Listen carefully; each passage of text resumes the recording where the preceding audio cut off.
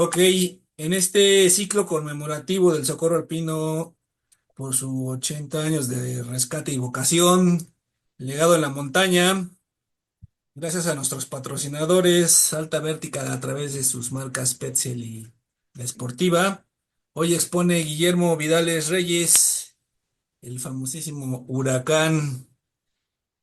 Su conferencia se llama La vieja escuela contra los nuevos rescatistas de alta montaña. Pues presentando a Memo, o bueno, más bien, como todos lo conocemos, el huracán, inició en el montañismo y actividades al aire libre en 1978. Exdirector del Grupo de Montañismo de la Universidad Autónoma Metropolitana. Es jefe operativo nacional de la Brigada de Rescate del Socorro Alpino de México y de la Comisión Nacional de Seguridad Montañista. Impartió cursos al Grupo Aeromóvil de Fuerzas Especiales del Ejército Mexicano, de la Secretaría de Marina, de Protección Civil.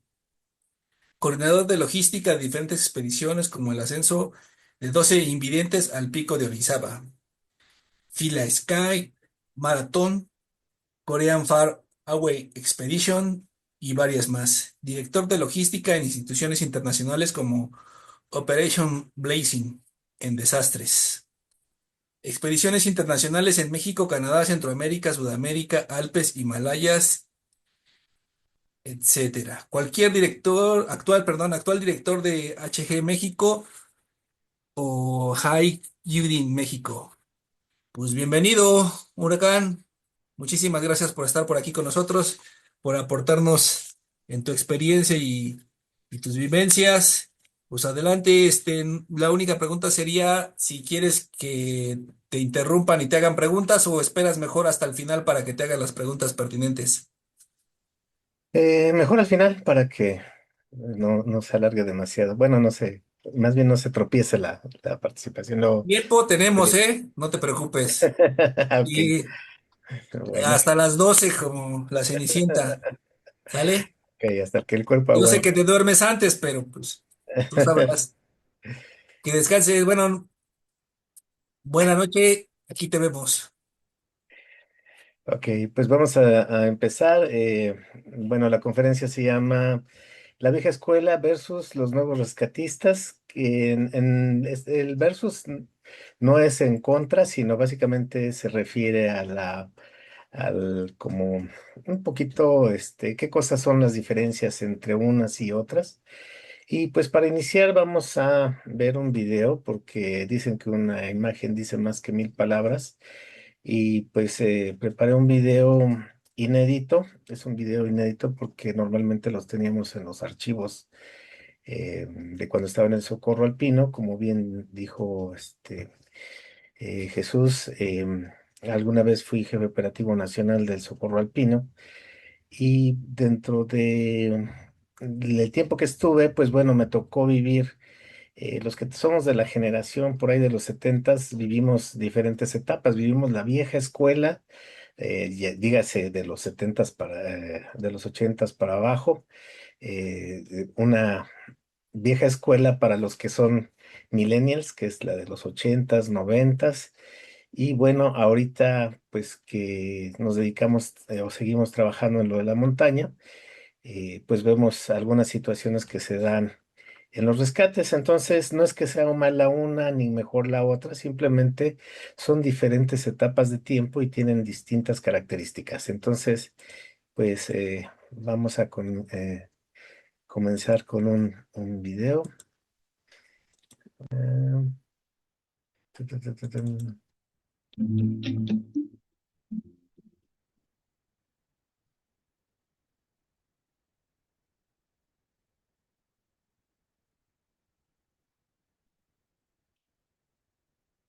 Este es un video de un rescate que hicimos en el Pico de Orizaba, más o menos por el año 2000. Es, Perdón que te interrumpa, Guillermo. Estás presentando, creo que una carpeta en lugar del video. ok, vamos a verlo.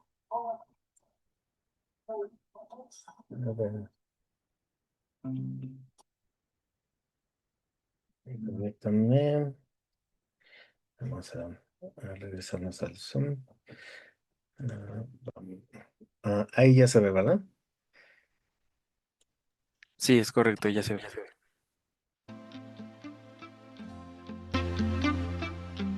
Vamos a iniciar con este video en un rescate en el pico de Izaba, más o menos, bueno, en el año 2000, no más o menos, hasta el año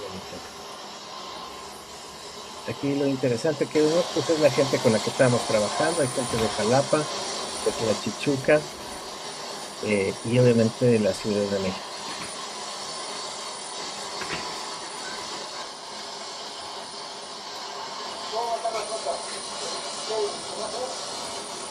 Como podrán darse cuenta, pues vamos, en el momento que nos llaman, bueno, yo por ejemplo me encontraba en Veracruz, en Jalapa, y cuando nos avisan de esta emergencia, pues me tengo que mover directamente hacia Tlachichuca con la gente de la delegación. Entonces, aquí lo interesante es las maneras que realizamos con este tipo de emergencia. Aquí se ven a la gente de la delegación Jalapa, algunos de Tlachichuca. Y esto es importante porque mucha gente no sabe cómo surgieron las cosas. Bajo qué conceptos, bajo qué problemas y bajo qué beneficios. En este caso, hicimos un sobrevuelo para ubicar a las personas, en este caso, de personas que habían fallecido. Y bueno, este video precisamente me gustaría dedicárselo a algunas personas, sobre todo a dos personas que salen en este video. Estamos viendo aquí a Omar Mora, en ese entonces era el jefe de la delegación Tlachichuca, y estamos haciendo la recuperación de un cuerpo. Estamos en la cara occidental, por el lado del filo de Chichimeco. Y pues bueno, así como estábamos, literalmente nos subíamos casi a la montaña.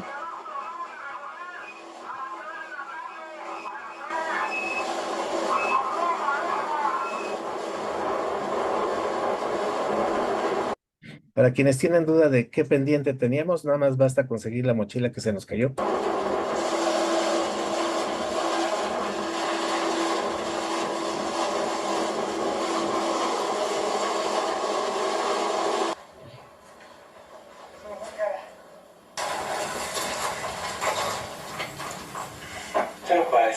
Con las pizzas para que regresen. Ahí en el mismo lugar donde nos dejaron, exactamente en el mismo punto. Si llega la aeronave y ya no están listos, se los vayan adelantando. ¿Vale? Y le avisas al MP y a los familiares, si llegan ustedes primero y el helicóptero primero por algunos de ustedes, que pues les avisen a los familiares que pues ya está resuelta esta situación. Y pues ahorita vamos a bajar todo el personal y le vamos a declarar al Ministerio Público de acuerdo a la ley. Pendiente, ni siquiera los veo, ¿eh?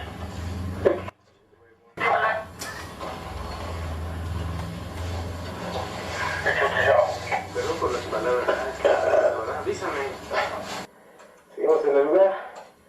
Está Jesús Torresid de Rescate de Socorro Alpino.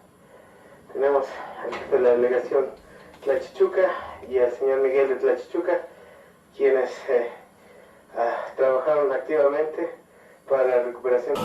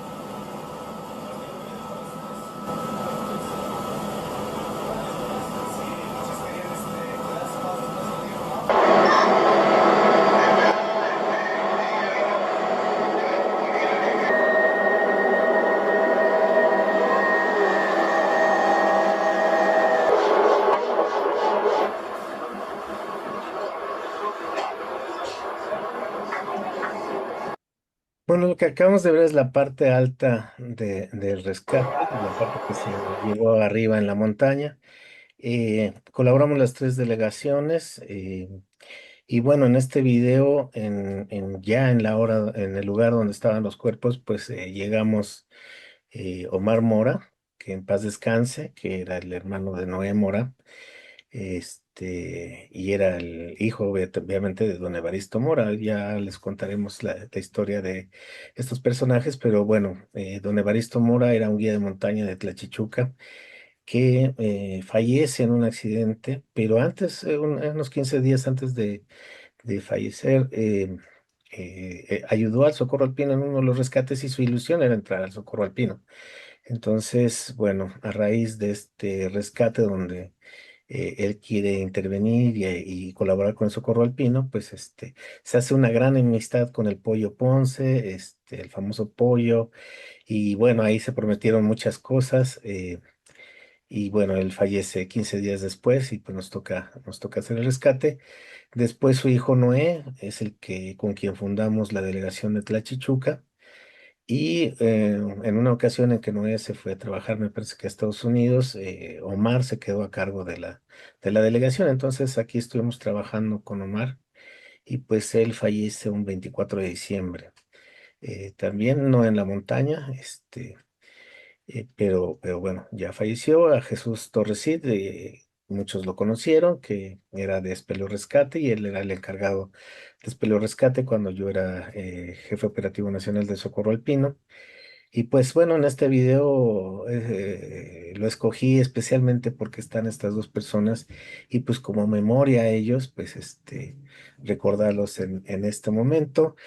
Obviamente estamos hablando de que es un rescate a más de 5.000 metros. Para los que conocen el pico de Orizaba, más o menos el helicóptero no nos dejó cerca de los cuerpos, sino tuvimos que aterrizar más o menos en la línea del bosque. Estamos hablando si comparábamos con Piedra Grande que nos hubiera dejado a la altura de Piedra Grande, pero del lado del filo del Chichimeco, y tuviéramos que subir prácticamente pues abajo del cráter, ¿no? Donde está la famosa roca del arrepentimiento arriba, arriba de 5.000 metros, y teníamos que hacerlo en un promedio más o menos pues no recuerdo cuánto tiempo, pero pues como teníamos el helicóptero esperando, pues y bueno, ahí el clima es un factor muy importante, o sea, no te puedes tardar mucho. Estamos hablando que habremos hecho como una hora, hora y media de donde nos dejó el helicóptero hacia los cuerpos, hacer la inspección ocular, el levantamiento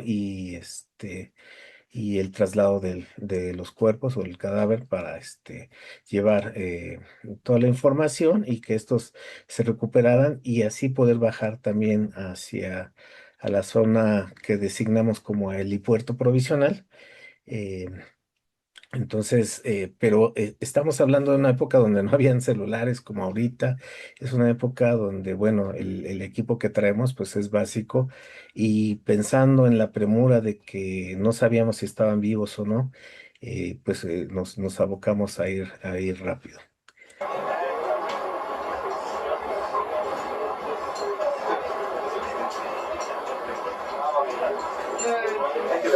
Pues parecía que es de broma, pero el apoyo que nos ha dado y sobre todo las maniobras que hace, de veras que le tenemos mucho respeto.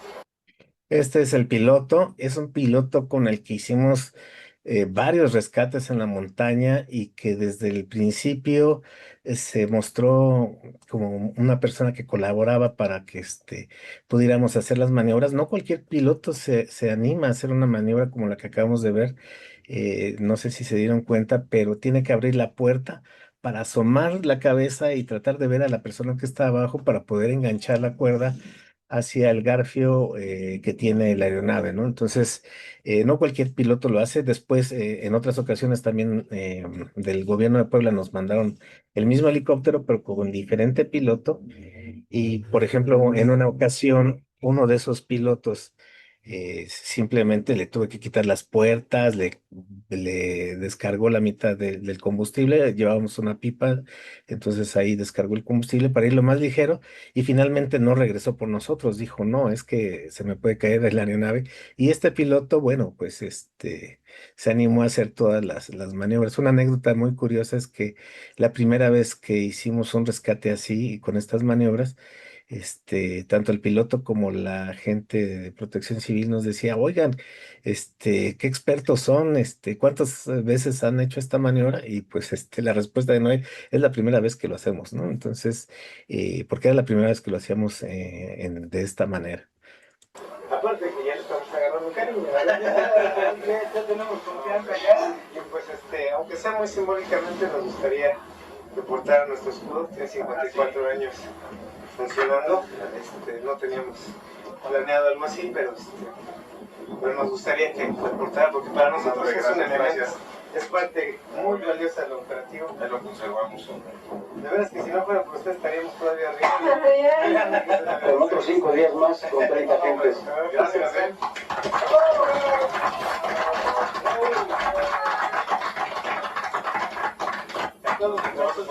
Gracias por venir. Para otra que venga Capi, por favor, nuestro escudo, porque si no, no lo hace.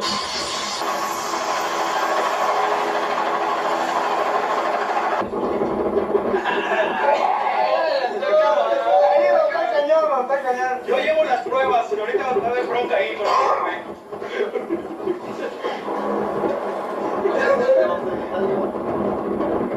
¿Qué fue el motivo de la detención, señor?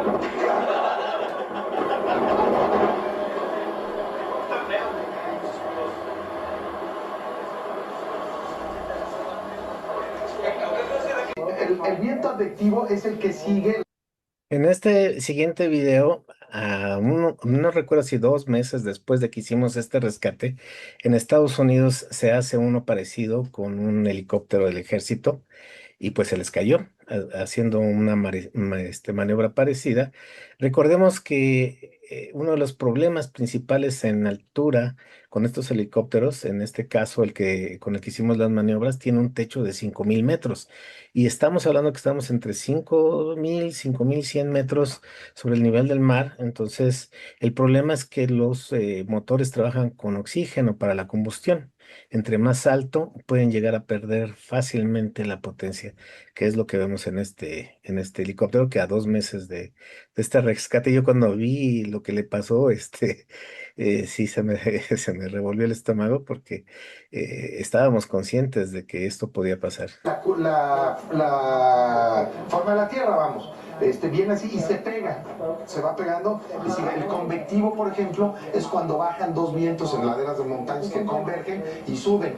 El viento advectivo es el que va siguiendo la curvatura de la Tierra. Entonces ahí, por ejemplo, en esa montaña puede haber un viento fuerte y ese viento advectivo viene bajando en el contorno de la montaña. Pues una pregunta que seguramente es tontísima. Si se ve que la cabina está intacta hasta ese momento, ¿murieron inmediatamente estos muchachos? No, los del helicóptero los helicópteros se salvaron. Los que murieron son los que cayeron en esa zanja. Ok. Murieron 3 y el helicóptero iba precisamente a salvar a los otros 3 que habían quedado atrapados. Ay, qué pena. Es un viento advectivo. Qué horror. Hay vientos convectivos ascendentes y convectivos descendentes. Cuando salen de dos montañas, por ejemplo, la punta de las montañas, salen. ¿Y esto qué es? Explosión de las dos pipas, ¿sí? Las dos pipas. Bueno, como acabamos de ver, eh, son maniobras bastante delicadas las que se hacen en alta montaña, y en ese entonces la vieja escuela pues no teníamos como ahora la información. Hoy googleas todo lo que quieras, o sea, tú puedes agarrar, es más, sacarle una foto al helicóptero con el que estás y saber todas sus características, el techo, las especificaciones, etcétera. Por ejemplo, esta foto, de hecho, la que tengo atrás es en el Himalaya. Estamos ahí en Lukla y volamos en este helicóptero, pero este helicóptero se ha usado para diferentes rescates en ese lugar. De hecho, si ustedes buscan rescates en el Himalaya, van a encontrar precisamente esta aeronave que es un amigo trabaja ahí, un amigo Sherpa de allá de Nepal. Este, y pues tienes que tener muy en cuenta todas estas cuestiones de altitud y de altura. Alguna vez nos pasó que se nos apagó el helicóptero en el Pico de Orizaba precisamente porque el piloto con el que íbamos en esa ocasión era con un piloto, un helicóptero de la PGR, de la policía, y el piloto dijo, no, tiene como 1000 metros más de altitud y se apagó el motor. Obviamente no caímos de golpe, simplemente se apaga el motor y las alas o hélices, como las conoce comúnmente la gente, pero se llaman alas, siguen rotando y tiene cierto sustento. Entonces el piloto la pudo reiniciar más o menos como a los 4000 metros. eh, pero bueno, obviamente sabes que las probabilidades son muy escasas cuando pierdes completamente el motor. Entonces son de las cuestiones que tienes que tomar muy en cuenta y que teníamos muy en claro. Para mí, por ejemplo, fue una sorpresa una vez que me tocó una emergencia en el Mont Blanc bajando, porque bueno, atrás de nosotros a un chino les pegan unas piedras que cayeron, este, y a la gente que yo venía guiando, pues les dije, pues se tienen que esperar, tengo que regresar a ayudar a esa persona. Pero en lo que estaba preparando mi equipo para regresar, llega un helicóptero como a los 10 minutos, baja el malacate, hacen la maniobra y se lo llevan, ¿no? Entonces, y yo dije, ¿cómo es posible esto? Y entraba en estado de shock emocional porque decía, es que en México eso no es posible. Y bueno, caigo en la cuenta, bueno, el Mont Blanc tiene 4808 metros, el Iztaccíhuatl tiene 5200, actualmente 215 metros, y el Pico de Orizaba 5632, ¿no? O 36 según el GPS. Entonces, todos estos factores se tienen que considerar, había que estudiarlos, pero no había la información como ahora. O sea, tienes que estar hablando con pilotos, tienes que estar hablando con corporaciones para tener toda esta información.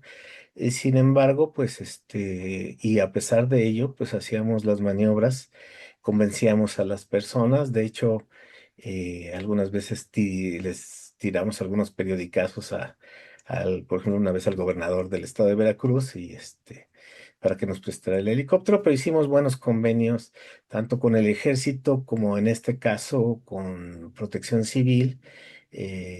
Noé, que era el jefe de la delegación Tlachichuca, tuvo un acercamiento con ellos, hablamos con el director de Protección Civil, el licenciado Guillermo Mergarejo Palafox, y logramos hacer convenios, ¿no? Uno de los convenios que hicimos para que el gobierno del Estado de Puebla nos prestara el helicóptero fue que si había algún reportaje en los periódicos, teníamos el compromiso de citarlos cabalmente, y así lo hicimos en varias veces, en varias ocasiones, tanto que hasta me acuerdo del nombre, ¿no? Y decir que el gobierno del estado de Puebla nos apoyaba en eso, entonces nos prestaron los helicópteros. Y bueno, el ejército incluso les dimos curso al grupo de aeromóviles de fuerzas especiales, en cuanto a rescate alta montaña. Entonces teníamos la facilidad con el ejército para ciertas aeronaves ya como convenio. Es muy importante tener esos convenios. Eso se hacen desde antes, porque si tú lo pides en el momento, pues bueno, pues no te lo van a prestar, ¿no? O va a ser muy complicado o bajo condiciones muy específicas.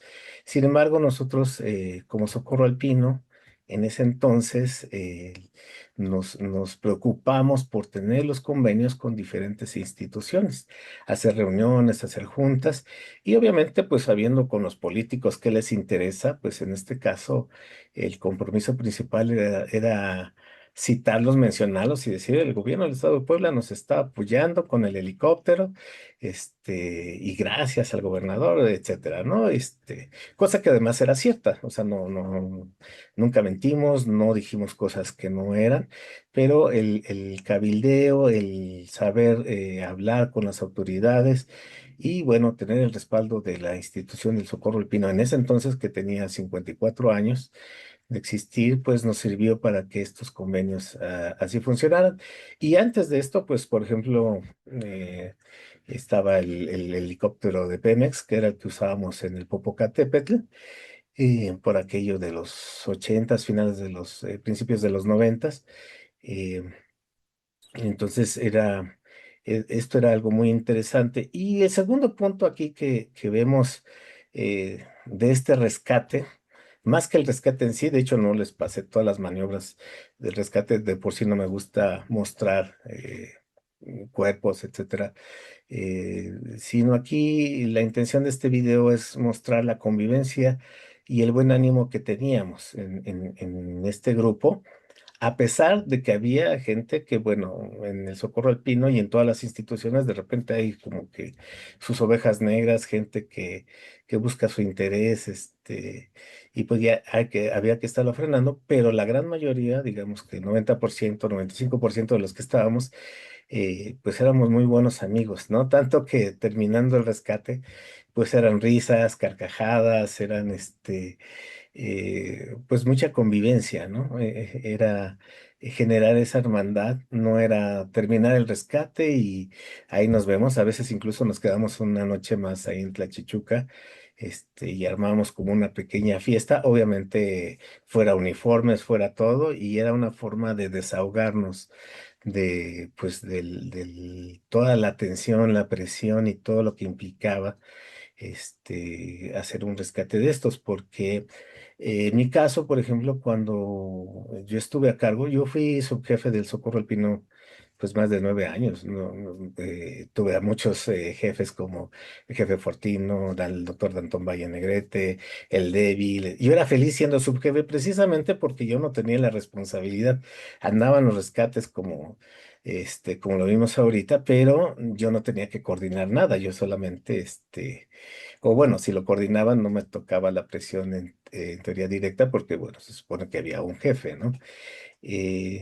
Eh, yo acabo siendo jefe porque el anterior jefe que estaba, pues de repente renunció, dijo, "Ah, ahí está su Socorro Alpino", y tiró el cargo, entonces, y ya de la noche a la mañana estaba en una posición que no me gustaba mucho porque uno de los mayores temores que tenía en ese entonces era que alguien perdiera la vida o se accidentara del socorro alpino en alguna de las emergencias. Es algo que a lo mejor mucha gente no se da cuenta, pero cuando tú tienes el cargo o estás a cargo de un rescate y eres consciente, porque he visto algunas gentes que no son conscientes, eh, lo que más te importa es tu equipo de trabajo, ¿no? Que toda la gente que va contigo a un rescate vaya bien y regrese bien, ¿no? Entonces, esa es una de las cosas que a mí en lo personal me generaba mucha inquietud, me daba miedo, pero decía, bueno, hay que hacerlo. Para eso estamos todos aquí y había gente que me decía de la vieja escuela es que todos estamos aquí y sabemos a lo que venimos, ¿no? Pero yo decía, es que a mí no me gustaría que por una decisión mía algo pasara, ¿no? Este, y no a mí, sino a la gente con la que íbamos. Y eso es una muy grande responsabilidad, pero también fue una lección de vida, gracias a Dios. En el tiempo que estaba, pues no me tocó esto. Y de hecho, cuando me tocó el cargo de jefe, empecé a ver algunas cosas que teníamos que resolver dentro del Socorro Alpino, porque, bueno, había unos vicios ahí muy, muy grandes en cuanto a conductas de algunas personas y de organización, más que conductas, algunas cuestiones de organización. En mi caso, lo que hice fue por eso también me gusta este video. La mayoría de la gente que está ahí no era las famosas estrellitas que ya estaban en el Socorro Alpino. Hubo una generación de algunas personas que pues eran técnicamente muy fuertes, físicamente muy capaces, pero que tenían más bien una actitud individualista, ¿no? Entonces, cuando me toca a mí ser el jefe del Socorro Alpino, lo primero que hago es cambiar el reglamento de la institución, del operativo. Obviamente no por mis pantalones, sino por acuerdo, hice todo el protocolo que pide la Asamblea de Asociados, pero en ese reglamento, pues por ejemplo, la primer junta fue así de llegar. Aquí dice el reglamento que solamente en la junta de jefes pueden estar jefes, subjefes, los azules o representantes de patrulla con un oficio o escrito. Entonces en la primera junta saqué casi a la mitad de la gente que iba a la reunión. porque te das cuenta que la mitad no estaban acreditados. Entonces, nada más iban a ver que se cambiaron los formatos. Si usted se quería quejar de un rescate, bueno, primero saber si había ido al rescate para poderse quejar, porque mucha gente iba y decía que no estoy de acuerdo con el rescate, no me gustó cómo lo hicieron, y pues con el reglamento la opción era que si querías criticar un rescate o un operativo, pues lo tenías que hacer por escrito, aunque fuera a mano ahí en el lugar con una libreta y una pluma, y proponer una solución, ¿no? Porque somos buenos para criticar, pero malos para proponer y además fundamentar tus ideas. Y en mis periodos como jefe del Socorro Alpino, creo que la junta más larga duró como 45 minutos y era por una confraternidad. En promedio duraban 20 minutos, no más de media hora, porque era llegar a hacer los informes. En ese entonces habíamos poca gente con computadoras. Cuando yo entré en la universidad, de hecho, habíamos dos gentes con computadoras, un compañero de la Facultad de Derecho que era un periodista de la jornada y yo, ¿no? Éramos los únicos dos. Entonces empecé a hacer los machotes para que los jefes de patrulla pudieran entregar no solo un informe, sino además un informe con ciertos datos específicos para hacer estadísticas, ¿no? Cuántos participantes, qué tipo de lesionados, nombres, etcétera. Entonces lo podían llenar a mano perfectamente, eran machotes y ya no tenían que hacer los oficios porque desgraciadamente en ese entonces la gente no entregaba informes, los hacían verbales y pues todos sabemos que las palabras se las lleva el viento. Entonces, eh, lo que conseguimos con esto es que la gente se enfocó mucho en el operativo, en la logística, y entonces se dio un fenómeno muy interesante. A la gente que empecé a llevar a los rescates o a llamar, a convocar cuando había una emergencia, era la gente que normalmente no le hablaban para las emergencias, pues porque no eran las estrellas del socorro alpino, sino, por ejemplo, estaba la gente de la patrulla 7, la perrada todos conocen a Jesús Bravo y a varios de estos que eran gente que tenía una gran hambre de trabajar, de colaborar y de participar.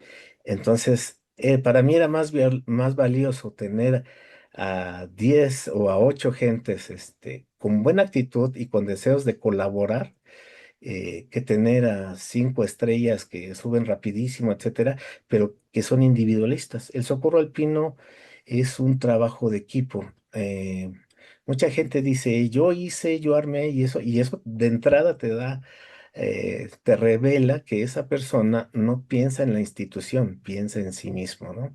Y en este caso, la gente de Tlachichuca y la gente que estamos ahí con Jalapa, pues nos volvíamos una hermandad muy padre, nos cuidábamos las espaldas, nos ayudábamos y era un ambiente muy, muy padre porque ahí no había protagonistas, no había el que es que yo soy más, es que yo sé más, y si había alguno, pues lo frenábamos, ¿no? Para que no pudieran ocurrir estas situaciones. Em, entonces, así hicimos bastantes rescates en el pico de Orizaba. Tampoco voy a decir, ay, es que yo hice 500 rescates porque yo no los hice. El Socorro Alpino es una institución y bueno, todos sabemos que a veces hay un rescate al mes o incluso a veces pasan 6 meses y no pasa mayor cosa, ¿no? Entonces, pero cuando ocurría teníamos esa dinámica y esa buena actitud. Y la otra cosa es que con lo que teníamos, hacíamos, ¿no? Un principio que yo le enseñaba a la gente y que me gustaba mucho de la nueva perrada es que a las estrellitas, cuando ibas a un rescate, ellos te decían es que necesito esto y estas cuerdas y este equipo y prácticamente querían hasta su Gatorade y cosas así. Y con la perrada, para mi sorpresa, por ejemplo, cuando hicimos la delegación Tlachichuca, este, de comer, lo único que me pedían eran coca, chetos y cigarros, ¿no? Ese era el menú. Y al final unos pollos. Ese era nuestro menú, ¿no? Entonces, y la gente estaba feliz cuando se hizo el primer rescate. como por ejemplo con Tlachichuca. Antes de eso se tardaban, yo mi primer rescate al Pico de Orizaba, tardamos en salir de la Ciudad de México 6 horas. ¿No? En lo que se juntaba la gente. Obviamente no había celulares como ahora, pues tenías que hablarle por teléfono a su casa o a su trabajo, y no está ahorita, fue a la tienda, entonces podía pasar 6 horas para que se reuniera el grupo y poder solamente salir. Entonces, los rescates tardaban entre 2 a 3 días para ir al Pico de Orizaba. El primer rescate que hizo la delegación Tlachichuca solo, se resolvió el mismo día, en el tiempo en el que yo salí de la Ciudad de México, porque me fui con una camioneta de los de estos de Duro y Directo. En lo que llegué al refugio Fausto González Gumar, ya venía la gente de Tlachichuca con el cuerpo del piloto del avión, precisamente uno que está ahí en la cara sur, por el pulpito. Ese rescate lo hizo la delegación Tlachichuca. Llegó gente también de búsqueda y salvamento. Y fue muy, muy curioso esa anécdota, porque me acuerdo que los de Tlachichuca estaban muy espantados. Me decían, oiga, jefe, es que sí vamos a regresar por lo que nos faltó, ¿no? No encontraban la cabeza del piloto, entonces estaban muy preocupados por lo que estaba pasando y dicen, lo buscamos y la buscamos y pues bueno, se estaba cerrando el clima y pues decidieron bajar, pero me dijeron, mañana subimos. Y ya les dije, a ver, vamos a revisar el cuerpo. Yo tengo conocimientos de criminalística y derecho penal, estudio derecho. eh, y bueno, trabajé en estos aspectos. Cuando les reviso el cuerpo, y les digo a todos, vénganse, júntense aquí y les voy a explicar algo. Y bueno, pues lo que pasa es que la cabeza pues terminó en el tórax, ¿no? Por el impacto que tuvo la avioneta, pues obviamente nunca iban a encontrar la cabeza porque la cabeza estaba en el tórax. Entonces, eso era algo interesante porque también de ahí empezamos a capacitarlos, ¿no?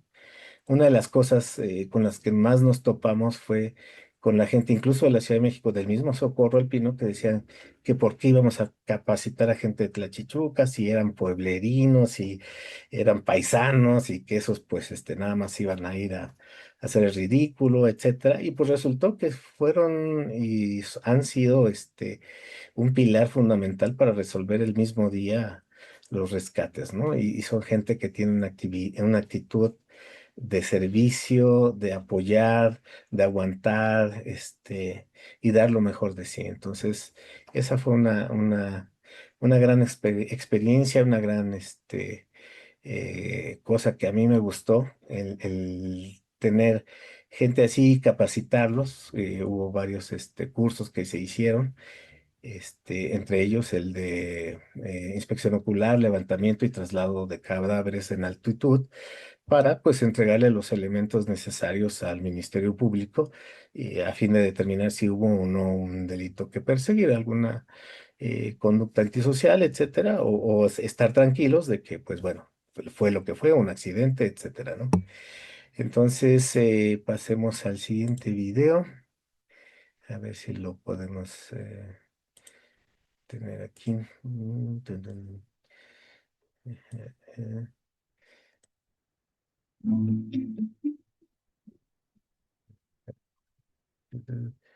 ajá. Este es un video que yo creo que ya muchos lo han visto. Este, eh, pero ahora la idea es explicárselos. ¡Vamos, vamos, muchachos! ¡Vamos!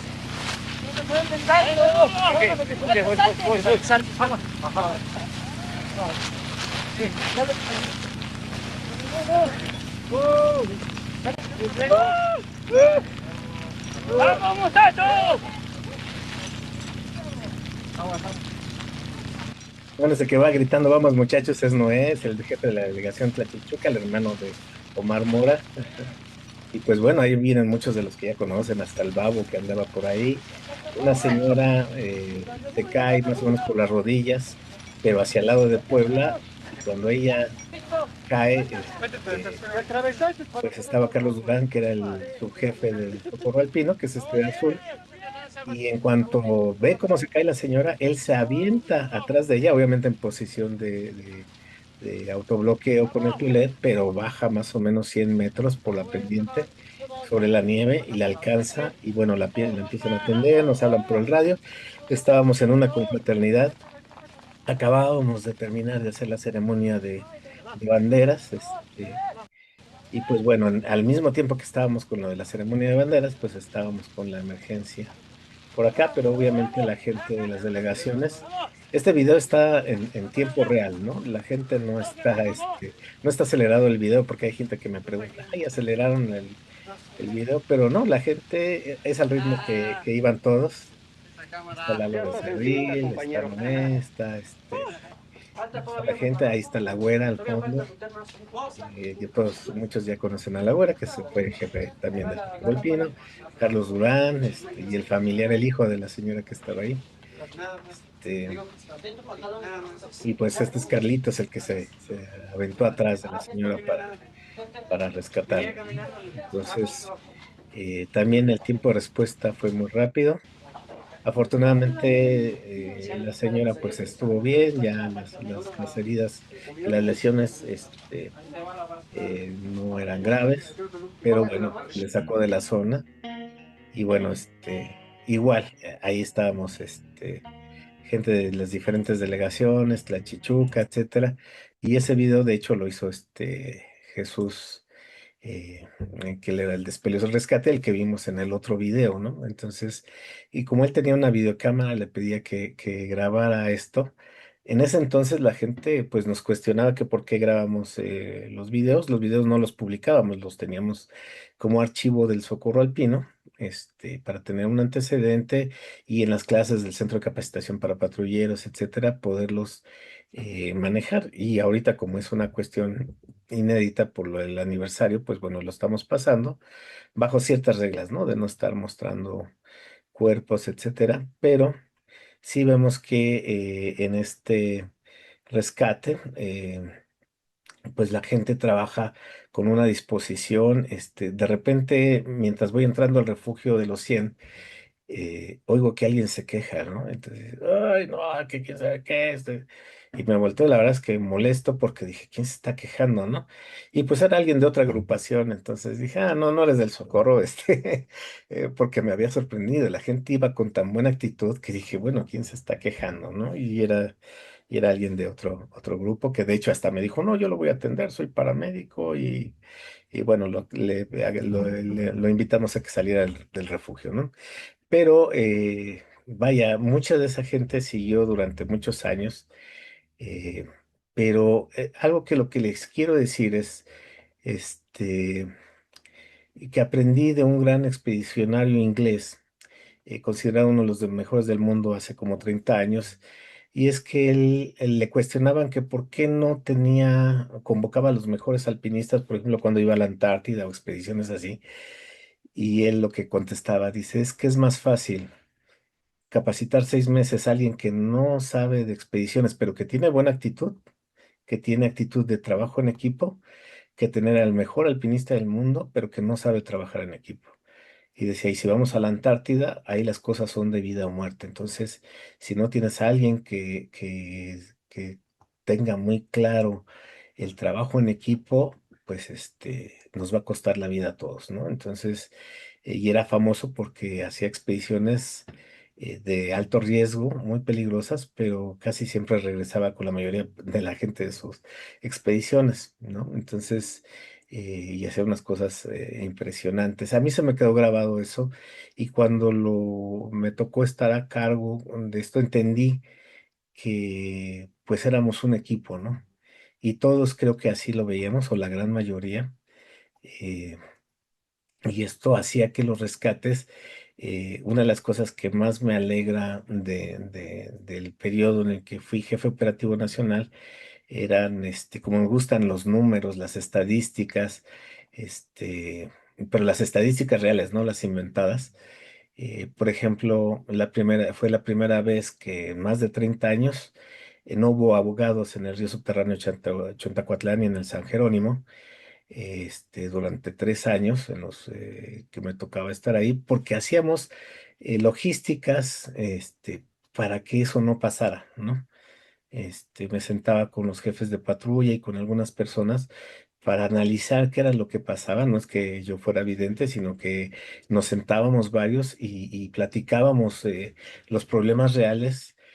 Veíamos los accidentes anteriores y buscábamos proteger las zonas más delicadas. Y entonces no había hubo una reducción a cero accidentes, porque de lo que me di cuenta cuando entré en el socorro alpino, que lo más valioso no era hacer rescates, sino procurar que no hubiera emergencias. Entonces, eh, eso es, algunas gentes me decían, ay, es que venimos y no hicimos nada. Y yo les decía, sí, hicimos operativos o hicimos logística, subíamos, por ejemplo, en mi caso, cuando nos tocaba en el Popocatépetl los servicios, mi jefe de patrulla en ese entonces me decía, no, es que tenemos que estar aquí abajo para estar frescos por si hay una emergencia. Entonces, eh, cuando a mí me toca ser jefe de patrulla, bueno, subjefe, a los 3 meses me pusieron de subjefe. Lo que hacíamos era subir a hacer patrullas volantes a la cumbre del Popo, subíamos por la ruta directa y bajábamos barriendo por la ruta de las cruces, y estadísticamente empezaron a bajar los accidentes, y por el otro lado nos dimos cuenta que físicamente estábamos más preparados que si nos quedábamos a descansar en el refugio. Entonces, esos cosas eran muy interesantes, ¿no? Y si a algunos les pasa eso en sus patrullas, de que les dicen, no, quédense aquí abajo para que estén frescos, les puedo decir que lo que mejor funciona es hacer patrullas volantes arriba, bajar, y si tienes que volver a subir, te vas a sentir mejor físicamente que si no subiste, ¿no? Entonces, eso es algo que pues te da el tiempo, pero sobre todo te lo da la vieja escuela, ¿no? Ahí sí entramos en la vieja escuela. Cuando hice el centro de capacitación para patrulleros, tuve excelentes instructores, muy buenos, pero en los rescates tuve unos grandísimos maestros, ¿no? Como el Pollo Ponce. A mí me impresionó la primera vez que fue un rescate con él en el Pico de Orizaba y bajamos 4 cuerpos, cuando mucha gente decía que no era posible y se bajaron, y él dijo, no, ahorita lo armamos, lo organizamos, y me explicó cómo teníamos que hacerle, y los bajamos, en un día. Entonces, yo estaba sorprendido porque después cuando tenía otros jefes del socorro alpino que decían, vamos a hacer la técnica del péndulo, ¿no? Y yo decía, yo prefiero la técnica del pollo, y pues hacíamos la dichosa técnica y al final pues no funcionaba, ¿no? Entonces, era, era muy bueno escuchar a la vieja escuela, a gente con tanta experiencia como el Pollo Ponce y otros más, el señor Meave y varios así. Entonces, eh, son muchas cosas las que uno aprende en la montaña, y en este rescate en el Iztaccíhuatl, por eso me gusta mucho, porque lo que veo ahí es el trabajo en equipo, ¿no? Había una gran participación. Algunas gentes no entendía, por ejemplo, en mi caso, en las confraternidades, yo me bajaba al último, ¿no? Y algunas personas pensaban que, es que el huracán ya se cansó, es muy lento y no sé qué. Y yo decía, yo no bajo hasta que no baje el último de mi gente, ¿no? Y porque independientemente de que podía bajar y esperar, etcétera, lo que pasaba en las confraternidades, aparte de que tenías gente arriba, es que la gente que llegaba abajo y veía que ya estaba el jefe, decía, pues hacemos la comida y ya nos vamos, ¿no? Y se iban. Y si yo no bajaba como jefe del socorro, ellos no se podían ir. Entonces se tenían que esperar, y nos ocurrió en más de una ocasión que, por ejemplo, en una ocasión nos tocó que un compañero del socorro se sintió mal y tuvimos que bajarlo en camilla. Era un compañero nuestro. Entonces, si yo me hubiera bajado, nos hubiéramos quedado poquitos ahí, o se hubieran quedado poquitos a resolver la emergencia, porque la verdad es que a la confra mucha gente que va del socorro alpino, no son los que están en todos los servicios, muchos van por el evento, ¿no? Entonces, así obligamos a que la gente se quedara, rebuznaban, pero decías, pues tú vienes a un operativo, no vienes de paseo, no vienes a un concierto. Entonces, esas cosas empezaron a surtir efecto. Y si lo piensas en función de no solo de hacer rescates, sino de que no haya accidentes, las logísticas empiezan a cambiar. Otra parte muy importante de los operativos es la cuestión de la entrevista, y esto es una cosa que durante todo el tiempo nos pasa mucho, ¿no? Que, que las entrevistas, cuando hablo de la entrevista es el que hace la entrevista para cuando hay una emergencia, es el que determina qué se va a hacer y qué no se va a hacer, ¿no? Por ejemplo, había los famosos pichichis, ¿no? Había uno de los jefes antes que le decían, hay una emergencia y salía disparado y vámonos a la montaña y alguna vez me dijo, oye, ¿no vas a ir? Le dije, es que no tenemos la suficiente información para saber dónde está esa persona. No, pero es que ya nos dijeron, no tienes la suficiente información. Entonces, al segundo día de que estuvieron ahí buscando arriba, ya me habla, oye, puedes ir por el que avisó que nos venga a decir exactamente dónde está. Y pues bueno, lo tuve que ir a convencer y fue como cuando encontramos a esta persona, ¿no? Entonces, incluso a mí me pasó, por ejemplo, en el río subterráneo que llegaba alguien y me decían, es que una muchacha se enojó y se salió del río y está perdida y no la encontramos. Entonces yo le decía, a ver, necesito hablar con la última persona que estuvo con él, con ella, ¿no? No, pero es que así, asado, no, no me voy a mover. ¿No? Necesito hablar con esa persona porque necesito hacer la entrevista para saber si aplico una emergencia, si aplico una urgencia, si hay una búsqueda o qué voy a hacer, ¿no?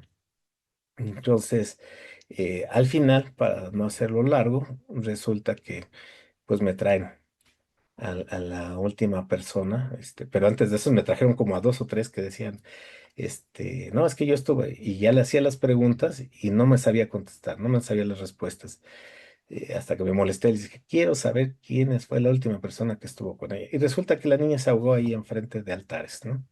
Entonces, los que iban a cargo sabían de esto, pero imagínense, hubiéramos estado días enteros buscando a una persona que se supone que se extravió en una caverna, cuando ya sabían, cuando por medio de una entrevista, pues ya supimos a dónde abocarnos y encontramos el cuerpo, ¿no? Entonces, eso es algo muy, muy importante, que la gente que esté a cargo de un operativo, ya sea de una patrulla, ya no hablemos del jefe operativo o del jefe operativo nacional, debe de saber, hay protocolos internacionales para saber cómo activar una emergencia, y cómo resolverla. Incluso algunas emergencias en la entrevista las resolvimos por teléfono, ¿no? Entonces, pero eso se lleva con capacitación, con tener estadísticas, con saber cómo activarla para no hacer falsas alarmas o los famosos pichichis, ¿no? El pichichis, el pichichismoso que avisó, ¿no? Ese es el término que creo que lo inventó Bellman por ahí. Entonces, eh, esas son algunas de las cosas que la vieja escuela nos deja: el trabajo en equipo, el saber usar las herramientas, este, y bueno, pues para terminar esto, me quedo con un mensaje de un gran amigo que ya no está con nosotros, con el famoso jefe Fortino Méndez Ríos, que muchos de ustedes lo conocieron, y los que no lo alcanzaron a conocer, pues aquí nos quedamos con unas palabras de él. Ni esperen tesoros. Algunos llegan a su casa y encuentran al león por ahí. Llegas hasta ahorita. ¿Con quién anduviste? Digamos, salvar a algún compañero o algún visitante y ni le das gracias no te van a dar. Pero esto, grábenselo bien, es lo que vale. En el teque de aquí, en el pecho, y les recuerdo a la brigada que somos dignos de estar en ella. Y sigamos tratando de ser. Gracias.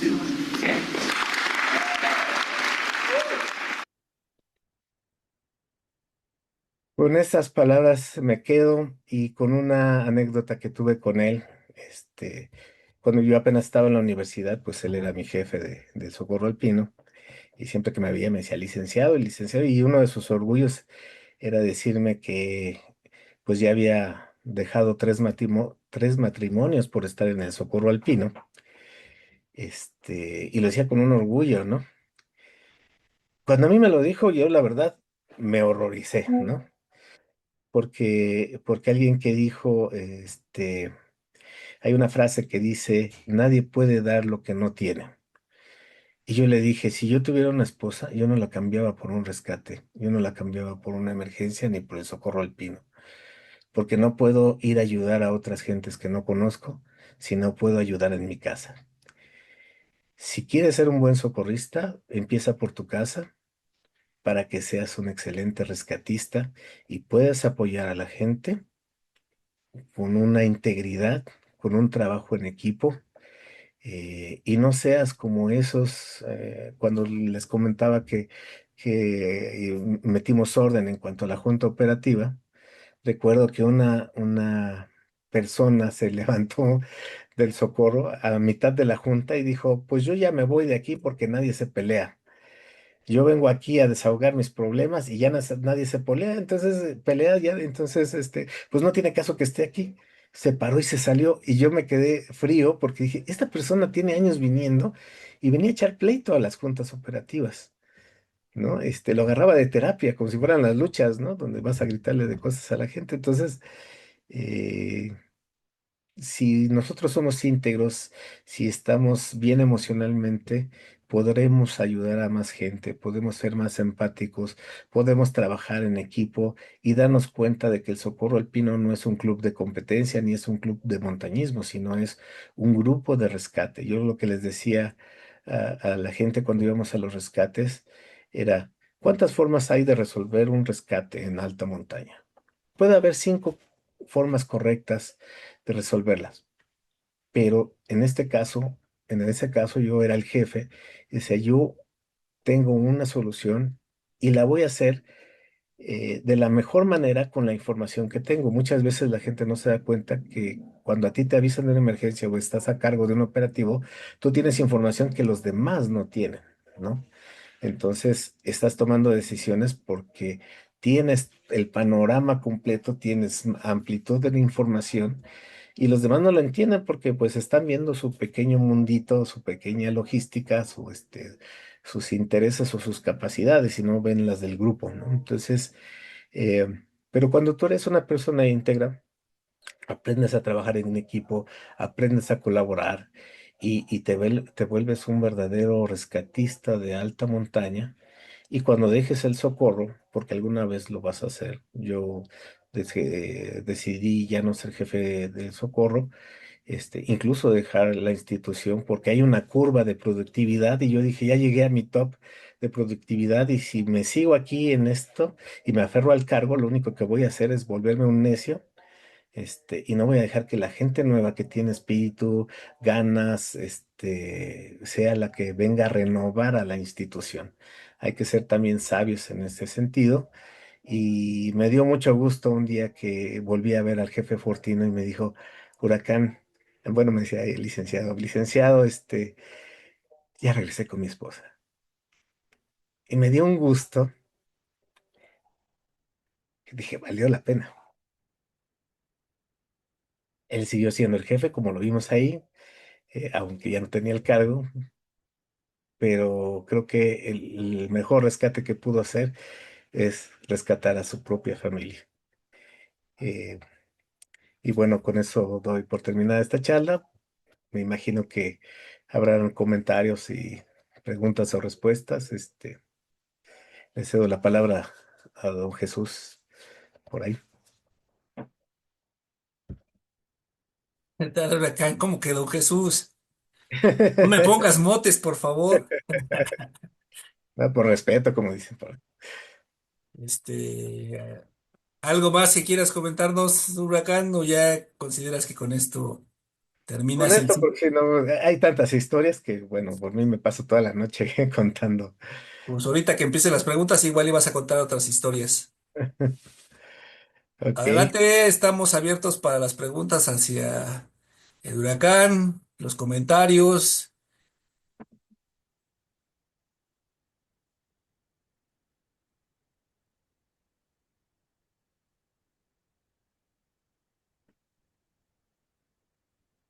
Ahí está. Hay ah, algunos comentarios que son escritos, ok, están en el chat. dice Charlie, cuando habla quien más sabe, los demás deben de escuchar. Ah, gracias. Ujú. Otro dice, qué alegre acompañarlos. Saludos, Guillermo.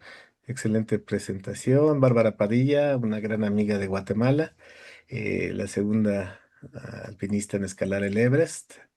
Y bueno, ha estado en el Himalaya en muchas ocasiones y es una gran amiga.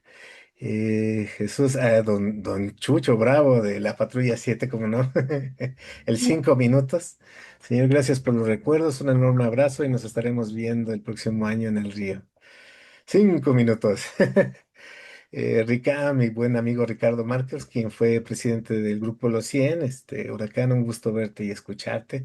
Vivimos muy buenas aventuras en las montañas cuando él era el presidente del Grupo Los 100, y yo estaba precisamente a cargo del Socorro Alpino. Horacio Ramírez Solís dice, gracias por compartir tantas y tantas experiencias, muchos años viviendo en la montaña, mis reconocimientos a tan noble labor. Gracias, Huracán. Enrique Ortiz, mi buen amigo de jefe de patrulla 2. Felicidades, Huracán, buena plática, felicidades. Por ahí tengo unos videos de Tere, por cierto, te los voy a mandar ahora que estaba buscando material. Ahí en el canal 11, pero de hace 26 años más o menos. Ricardo Marcos, así es, te agradezco tu apoyo, Huracán. Y pues no sé si haya preguntas, denuncias, consignas, proclamas. Me enteré que creo que algunos salieron a una emergencia, ¿no? En una caverna. Tiene la emergencia en las grutas de Chichicazapan de Cuetzalan. Ok, hay una mano levantada de Tere Ortega. Adelante, Tere. Hola Guillermo, ¿cómo estás? Ya, Bien. excelente, excelente la plática, nos traes recuerdos así de aquellos tiempos del jefe Fortino, este, que fue el primer jefe operativo que estuvo, bueno, cuando yo entré, él era el jefe operativo, de hecho fue quien me entregó mi chapetón. Tengo por ahí fotos. Y lo otro que comentas de ese video de Canal 11, ¿cómo lo he buscado? Me pedí que me hicieran favor hace poco de buscarlo ahí en el canal y no lo encontraron. Así es que si lo tienes, pues mucho gusto que me daría. Y una pregunta en particular, tu patrulla 3, aquella, aquella patrulla que tenías con tantos jóvenes. ¿Qué me dices al respecto de el empezar tan temprano con los muchachos a pues y formaron toda una patrulla con ellos? Bueno, la patrulla en la que estaba, de hecho aquí cuando vemos esta foto, antes el uniforme del Socorro Alpino era rojo, Sí, sí, sí, todavía me este, tocó. y esta foto que está aquí, la que pusieron para el anuncio, traigo en la chamarra el escudo de los Scouts de México. Mi patrulla era la patrulla 3 ASMAXAM o de Scouts del Socorro Alpino. Yo entro a esta patrulla como a los 18, 19 años. Precisamente sí, éramos muy jóvenes. Era una patrulla como de 35 gentes. Y todos teníamos esa visión del escultismo o de los scouts. Era una patrulla muy padre porque era una patrulla, en ese entonces algunas patrullas pues eran del Chuporro Alpino, decían, y nuestra patrulla que era scout éramos los niños buenos, ¿no? Los bien portados, porque teníamos toda esta visión de los scouts. Entonces, el combinar la institución anterior a la que había estado, que eran los scouts, y entrar al Socorro Alpino fue un parteaguas en mi vida muy importante, porque combinaba el servicio al prójimo, que es algo que te enseñan en los scouts. Seguía usando la chamarra roja, que era la que usábamos en el clan, pero combinábamos con los valores de ser un positivo agente de cambio y de dejar este mundo en mejores condiciones de cómo las encontramos, ¿no? Ese es parte de la filosofía de los scouts, de los verdaderos scouts. Y en el Socorro Alpino pude tener esa combinación exactamente en esta patrulla, donde la mayoría éramos scouts. La Güera era scout, Belmont era scout, eran de la patrulla 3 scouts del Socorro Alpino, y varios más, ¿no? Entonces, también nos hacían mucha burla, porque pues obviamente a los scouts nos hacían bastante burla la demás gente del Socorro, pero era muy padre estar ahí. Y fue un lugar, un semillero de valores, y la mayoría de los que estuvimos en esa patrulla, pues ahora han seguido con el camino de ayudar en otros lugares. Ujú. Sí, justamente te lo pregunto por eso, porque, bueno, de hecho yo también llegué a partir de conocer a la brigada, como jefa de clan en su momento. Entonces, pues vi cómo era la posibilidad de esa combinación y bueno, siguen las bromas y siguen las descalificaciones, pero yo creo que pues mucho tiene que ver con cómo lo enfoque uno, si sigue promoviendo que los valores que se trabajan o que los muchachos pueden adquirir en los scouts, les den continuidad en una agrupación como es para nosotros la brigada, pues yo lo considero y bien dices, la mayoría de aquellos muchachos, Ismael, Ricardo, Villegas, todos ellos que eran scouts y siguen en otros lugares, además de La Güera, Belmont, tú mismo. Este, por eso, hacia allá iba mi pregunta. Sí, porque una vez scout, pues siempre scout, ¿no? Porque es un estilo Sí, de vida, ¿no? Un estilo de vida con valores de servicio, ser mejores ciudadanos y de todo lo que implica el escultismo, ¿no? Entonces, sí, el escultismo, si tuviera el Socorro Alpino los valores que tienen los scouts, combinado con las técnicas de rescate en montaña y terrenos agrestes, sería una cosa impresionante. sí, gracias y felicidades. Me dio mucho gusto escucharte. Gracias, Tere, igualmente. Y en la semana te mando el video. Sí, gracias, muy amable. Otros comentarios, más preguntas. Anímense, chavos. Dice aquí Linda gracias por la plática, felicidades a todos por su gran labor, feliz aniversario, maestra Linda Reyes, coordinadora nacional de capacitación de los Estados Unidos, Chaplain International First Responder Association. Ahora, creo que es prima mía, pero sí. Mm, sí, si alguien tiene alguna duda, pregunta, consigna, proclama, dice Jesús que tenemos toda la noche. Adelante, chavos, anímense. Bueno, yo sí tengo una pregunta, Mariana. Ahí en tu video se ve como que no todo el mundo usa casco, por ejemplo, ¿no? En los rescates era común eso. Como que se ven con gorritos ahí tejidos y así. No solo sin casco, sino si, por ejemplo, en el del Pico de Orizaba, yo voy con mis botas plásticas, casualmente las tenía, o no sé si estaban, creo que en Tlachichuca, pero como yo venía de Veracruz, pues bueno, subimos, los que subimos, íbamos en pantalón de mezclilla, sin casco, nada más Jesús era el que tenía. En ese entonces no era tan común usar el casco, ¿no? Una porque no es como ahora que vas a una tienda o lo pides por internet, etcétera, era fácil de conseguirlo. Antes era todo el equipo era muy difícil de conseguir. Mi equipo a veces lo tenía que traer cuando iba de expedición a otro lugar, entonces era decidir que me traigo un piolet, un arnés, una mochila, un casco, Sí, en ese entonces no estaba la cultura del casco, y los cascos que además habían, la mayoría eran muy pesados, te calentaban la cabeza terrible. Pues sí, estamos hablando, ese video es como de hace 26 años. Entonces, no, ahora es al revés, ¿no? Dices, ¿por qué no traes un casco si es tan sencillo tenerlo? Y se vuelve algo, una irresponsabilidad, ¿no?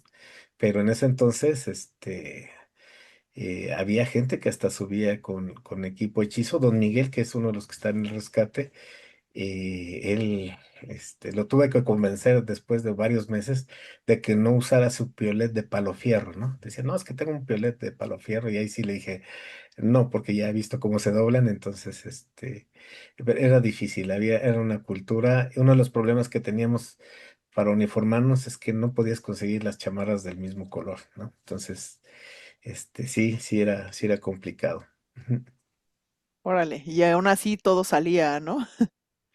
Sí, claro, todo salía y regresábamos todos, ¿no? O sea, completos. Sí, sí, sí, era impresionante. Yo mis primeros cascos, pues eran como de motociclista, ¿no? Entonces, sí, sí, acababas odiándolo, ¿no? O sea, llega un momento en que decías, ay, ya me lo quito, ¿no? No sé qué es peor, ¿no? Y traerlo o no traerlo, y algunos eran hechizos. Entonces, sí, ahorita ya, esas cosas están. Y por eso hablamos de los nuevos rescatistas, ¿no? Una de las cosas, por ejemplo, que teníamos es que no teníamos la comunicación de ahora. Ahora vas y compras un radio chino y ya tienes un radio UHF, VHF. Y en ese entonces teníamos me tocó implementar, ya formalmente más la radiocomunicación.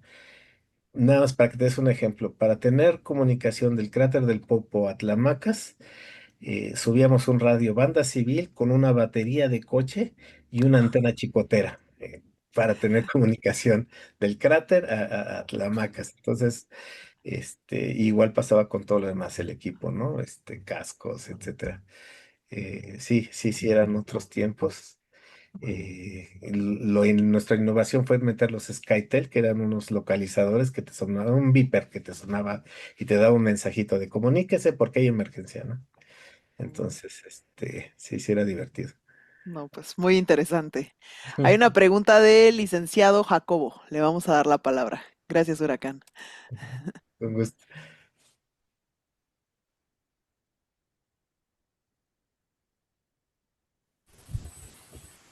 Ujú. Y buenas noches por acá. Por acá veo caras, traía don Jesús Domínguez también, años que los conocemos. Ahí coincidimos en varios eventos. Me da gusto, ¿no? Volver a verlos, estar ahí al pendiente. Sabemos que tenemos ahí esa labor, altruista de apoyar siempre al más desvalido, más que nada en la zona de los volcanes. Y seguimos ahí trabajando ahí, Memo, pues ahí estamos al pendiente, cualquier cosa, ahora andamos ya jubilados y todo, pero seguimos ahí, yo estoy ahí en el área de Dos Aguas con el grupo de RSAC, ahí estamos apoyando, igual cualquier cosa estamos a la orden. Es un gran gusto escucharte, buen amigo Jacobo. Él fue el director de Protección Civil en Ameca Meca, y nos conocemos desde hace más de 30 años, 40 años, porque precisamente por los rescates y las emergencias,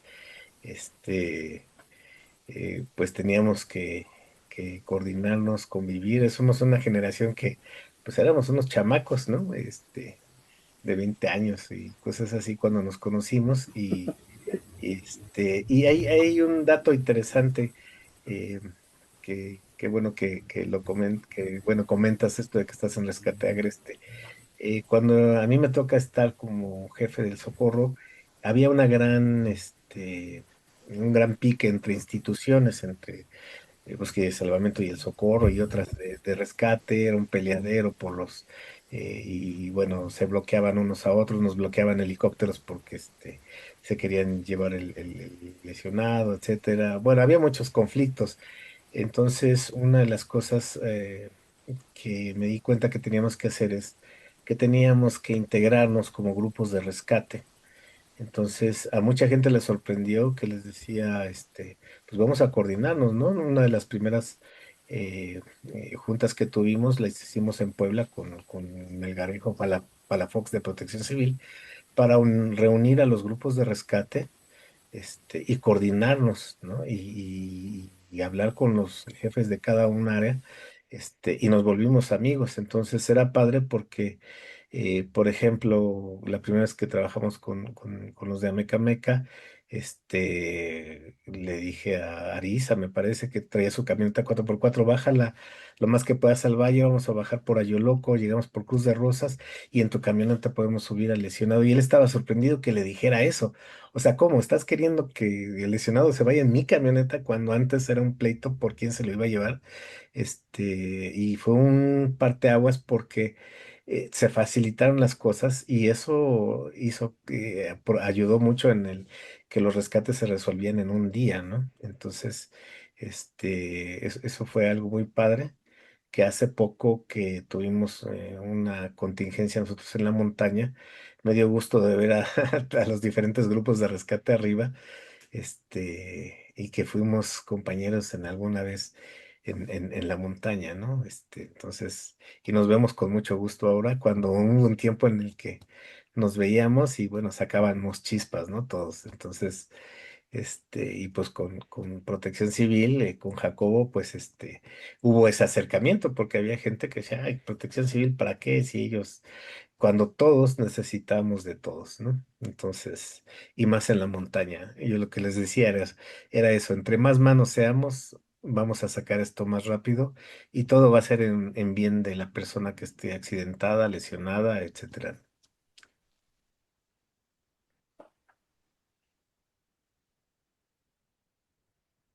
Es que gracias, Jacobo.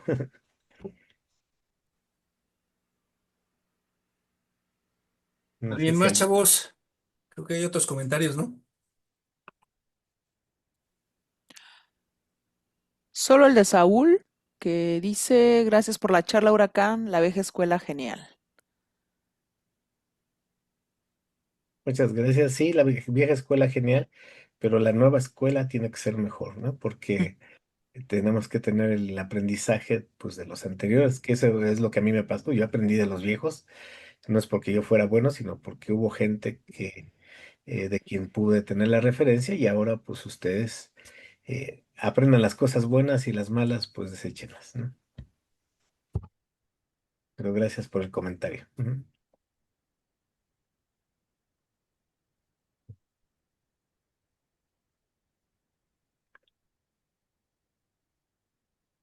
¿Alguien más, chavos?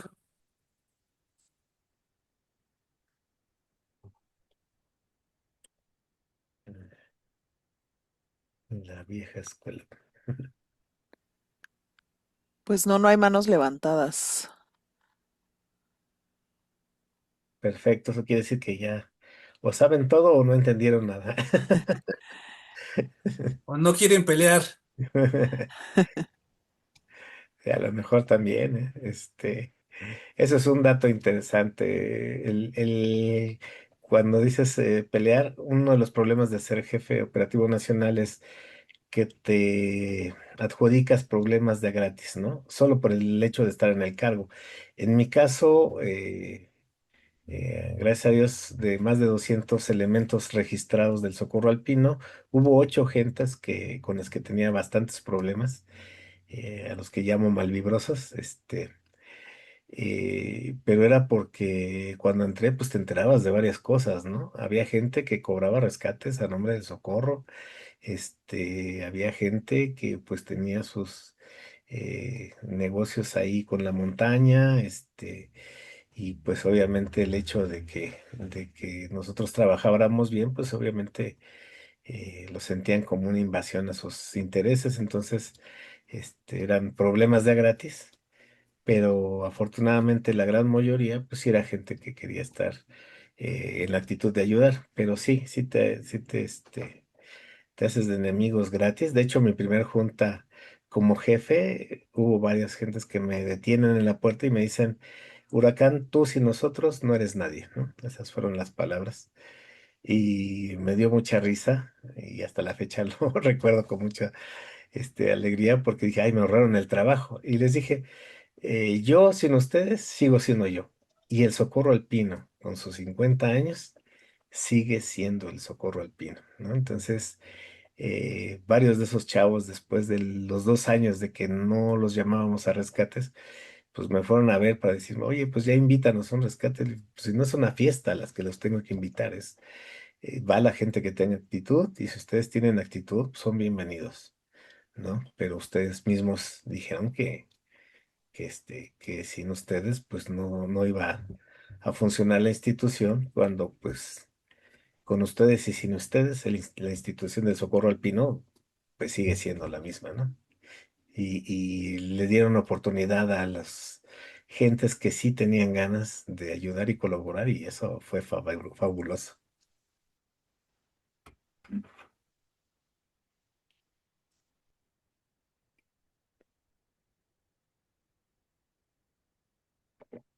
Em, Adelante. Adelante. Creo que hay Eh, otro comentario ahí en el chat.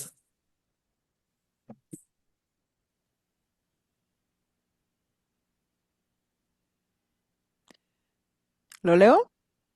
Adelante. Saludos de la banda del pañal de los pitufos, mi querido estornudo. De corazón, eso fue una gran aventura en la Malinche. Sí, cómo no. Es de Chava. Y hay una pregunta de Engracia Velas. Dice, ¿cuál ha sido el mayor reto de su carrera? Y Abel Flores dice, saludos al Chabelo para no pelear. ¿Cuál el mayor reto? El mayor reto de mi carrera, ¿de cuál de las carreras? Del derecho, pues, bueno, supongo que de la montaña. Este, el mayor reto es que fueron varios, ¿no? Pero sí, es que hay muchas cosas que ocurrieron en la montaña. Pero uno de mis retos mayores era qué hacer con la gente que tenía mucha experiencia en el socorro alpino y que pues ya no la íbamos a meter a cursos. Cuando digo personas con experiencia, hablo de Licha, del señor Meave, de todos ellos. Y bueno, cuando hice el nuevo reglamento de operativo, pues la solución fue generar los patrulleros eméritos, que eran aquellos que cumplieran con 20 años en servicio continuos y sin ninguna pues acusación o alguna queja formal en su contra y que fueran propuestos en junta operativa. Y ese reto que me daba vueltas en la cabeza, se convirtió en un momento increíble porque graduamos en una confraternidad, pues a todos ellos, al viejo Flores, a Licha, al señor Meave, a gente que tenía demasiados años, de servicio y no había la forma de graduarlos como patrulleros con el anterior reglamento, que bueno, era un micro reglamento, pero bueno, se hizo justicia, y pues nos sentimos honrados como institución porque varios de ellos, de hecho, pues ya no están entre nosotros, entonces ese fue un reto. En cuanto a montaña, algo que yo soy bueno, o que no soy, yo no soy deportista de élite. Nunca me ha gustado competir con otros. No estoy en contra de los que compiten, que sea claro, o sea, yo no. Al contrario, me gusta organizar cosas como las carreras, como el Sky Marathon. A mí me tocó la parte de dirigir todo en la parte de arriba, porque me gusta que la gente sí compita y que logre sus metas, sus logros. Y fue un reto, para mí el frenar mi ego para decir, yo no quiero ser más que nadie. Eso es algo muy difícil, ¿no? Porque en esta vida todo el mundo te está todo el tiempo, queriendo competir contigo, ¿no? Y yo, gracias a Dios, no soy, ni quiero ser, por lo menos no ahorita, deportista de competencia, ¿no? aunque sí admiro a muchos montañistas que sí son de competencia y de élite, y que wow, ¿no? Son lo mejor. Dice Abel Flores, el famoso Pelos, el hermano del oso. Saludos, Chabelo, para no pelear. Abel, que es mi gemelo, para no pelear. Pero bueno, muchas aventuras con él. Es un excelente paramédico, un gran rescatista y una excelente persona. Ujú.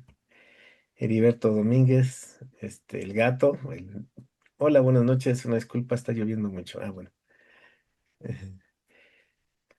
Este.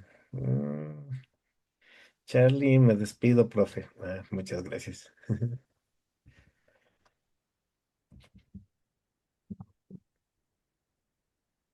Me dicen por ahí, aprovechenme que me les voy. Mira. ¿Alguien más? Ahorita que está de oferta, el huracán.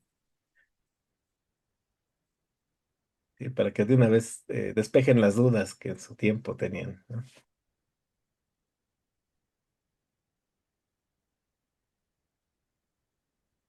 Pues parece que no, como dicen. Y luego el silencio, ¿a poco no? Pues sí, no hay manitas levantadas y ya no hay más comentarios. Bueno, huracán, yo antes que todo quiero agradecerte por recordar grandes personajes y grandes amigos como Pollo Ponce, como el Babo, como el Duende Torrecid. La verdad es que unos grandes personajes en el Socorro. Este, pues verlos ahora sí que en esos videos y en esos tiempos, sí estaban jóvenes y pasaron a ser la vieja guardia. Tienes toda la razón. Digo, afortunadamente el Socorro se ha conformado por generaciones y generaciones y generaciones yo lo digo de gente con mucho corazón, con un corazón grandotote azul. Y pues prácticamente aquí somos como en familia, aunque como dices, discutimos, nos peleamos y volvemos a discutir, seguimos siendo familia y siempre seguiremos siendo amigos. Pues te quiero agradecer todas esas experiencias que nos has llevado y recordar a esos grandes amigos. Muchísimas gracias. De antemano pues, te agradezco personalmente el haber participado en estas conferencias. Y pues con esto, pues yo cerraría ya tu conferencia, si es que no hay nadie más. ¿Alguien más que quiera comentar? A la una, a las dos. Y a las 3.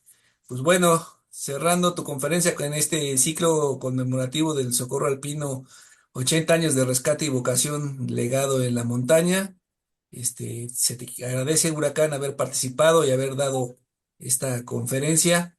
La vieja guardia con los nuevos, los nuevos rescatistas de alta montaña. Esto se ha dado gracias a nuestros patrocinadores a través de Alta Vertical y sus marcas Petzel y La Esportiva. La siguiente semana igual tendremos a alguien de la vieja guardia, tendremos por aquí a Gerardo Rivera, el Polluelo, dando su conferencia de las experiencias en el Socorro Alpino y trae un tema ahí sobre el Chontacuatlán, o las primeras expediciones en los ríos subterráneos. Pues muchísimas gracias, Huracán. Gracias por tu participación. Muchos saludos. Cuídate y seguimos en contacto. Buenas noches a todos. Buenas noches a todos. Ahora que vi los videos, sí estábamos delgados, ¿eh? Y estábamos jóvenes. Que pasen muy buena noche y es un privilegio y un placer, pues estar aquí, que no sea la última vez.